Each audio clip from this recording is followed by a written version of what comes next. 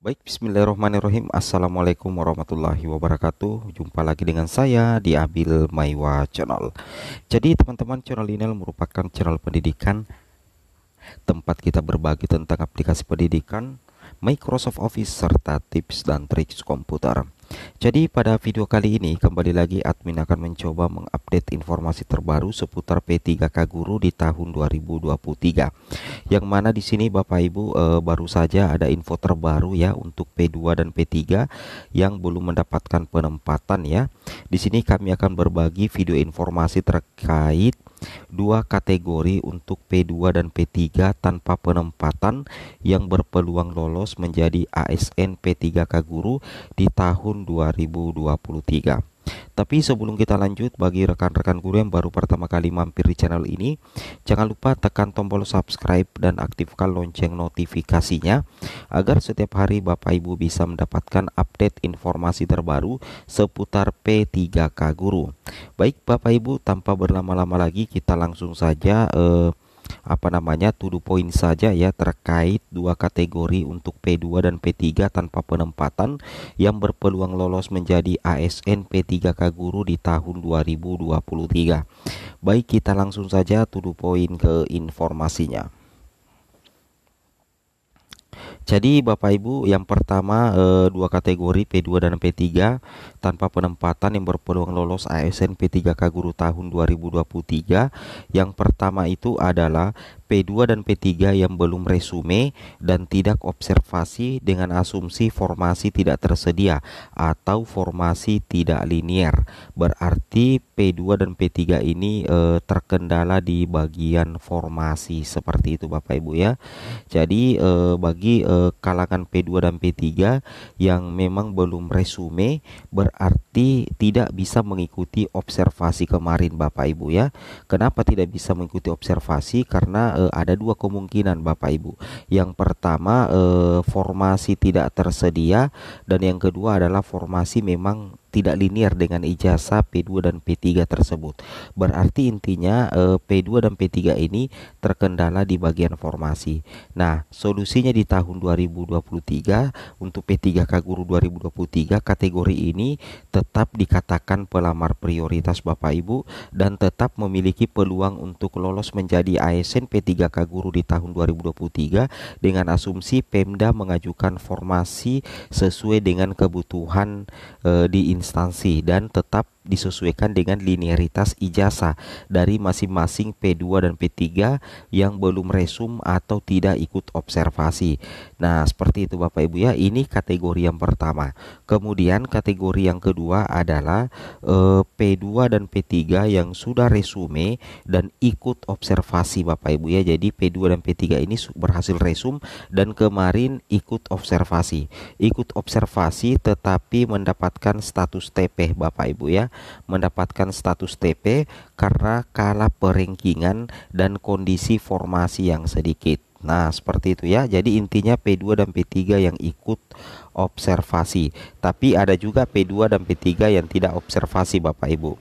Jadi P2 dan P3 yang ikut observasi tetapi hasilnya itu mendapatkan status TP, tidak mendapatkan penempatan. Alasannya karena kalah perengkingan dan kondisi formasi yang sedikit. Nah, perlu Bapak Ibu ketahui bahwa status TP bagi P2 dan P3 itu bukan berarti tidak lulus secara nilai. Bisa jadi nilainya itu bagus, nilainya tinggi, tapi dari segi penilaian ada peserta lain yang urutan nilai ketika di ranking berdasarkan nilai itu jauh lebih tinggi sehingga menghasilkan P2 dan P3 ikut observasi tetapi mendapatkan status TP.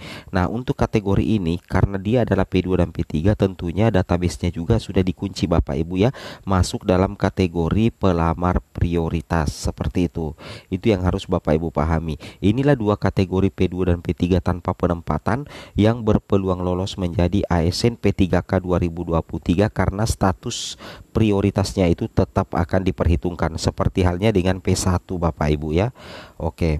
Kemudian kita lanjut lagi. Di sini kita lihat inilah yang menjadi penyebab kemarin Bapak Ibu ada yang tidak lulus. Ini adalah pengolahan nilai prioritas 2 dan prioritas 3 Bapak Ibu ya. Nah, di sini dikatakan terkadang ada peringkat tertinggi dan terdapat kebutuhan di sekolah induknya itu lulus menjadi ASN P3K Bapak Ibu. Kemudian di sini ada peringkat kedua itu tidak lulus meskipun ketika di ranking secara nilai dia berada di peringkat kedua Bapak Ibu.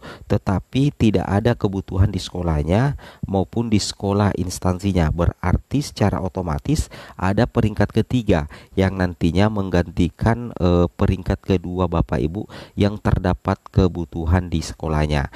Nah, jadi intinya formasi mengikuti pemenang ya. Nah, jadi tidak ada istilah geser menggeser ya antar guru honorer dari satu sekolah ke sekolah yang lain, karena ada istilah formasi yang mengikuti pemenang Bapak Ibu ya. Jadi ada pemenang kedua ini yaitu yang berperingkat 3 Bapak Ibu. Berarti peringkat ketiga ini menggantikan peringkat kedua dan terdapat kebutuhan di sekolahnya. Jadi terkadang ada yang mendapatkan nilai yang tinggi Bapak Ibu tetapi tidak lulus atau status TP, sedangkan ada yang mendapatkan nilai yang rendah tetapi justru lulus. Inilah yang menjadi penyebabnya ya, terkait dengan pengolahan nilai untuk pelamar prioritas 2 dan pelamar prioritas 3. Kemudian kita lanjut lagi.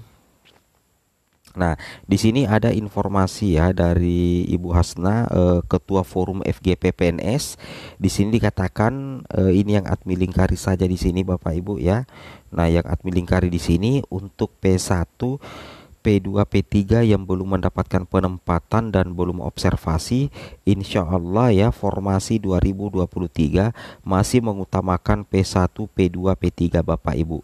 Semoga tidak ada kendala pada perekrutan kembali. Jadi intinya FGP PNS ini memperjuangkan agar P1, P2 dan P3 yang belum mendapatkan penempatan dan belum observasi itu insya Allah formasi 2023 nantinya Bapak Ibu ya masih mengutamakan P1, P2, P3. Kenapa? Karena di tahun 2023 itu akan menjadi batas akhir, batas terakhir penempatan guru honorer melalui seleksi P3K guru, karena tahun 2024 itu akan lebih memprioritaskan guru-guru yang mengikuti PPG Prajabatan seperti itu.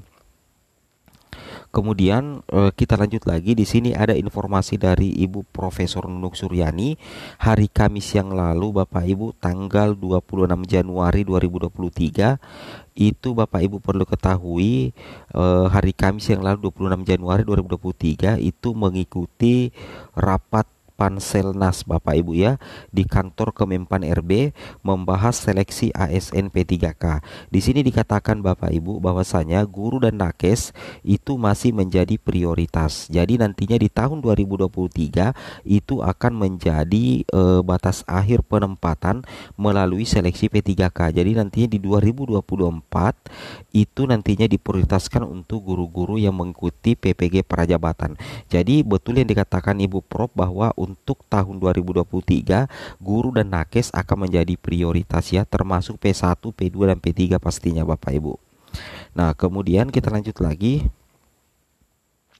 Nah, di sini Bapak Ibu perlu ketahui bahwa salah satu yang menjadi penyebab sehingga P2 dan P3 tidak lulus itu terkadang karena ada formasi yang diambil oleh P1 ya. Jadi ada formasi yang dipindahkan ke sekolah induk pelamar prioritas 1. Karena yang diutamakan pertama untuk penempatan adalah P1, kemudian baru P2, P3 dan pelamar umum.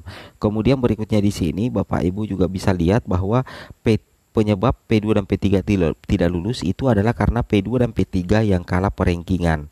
Nah, jadi secara otomatis formasinya itu seolah-olah hilang. Padahal sebenarnya formasinya itu tidak hilang, tapi justru formasinya dipindahkan ke sekolah pemenang. Semoga bermanfaat. Assalamualaikum warahmatullahi wabarakatuh.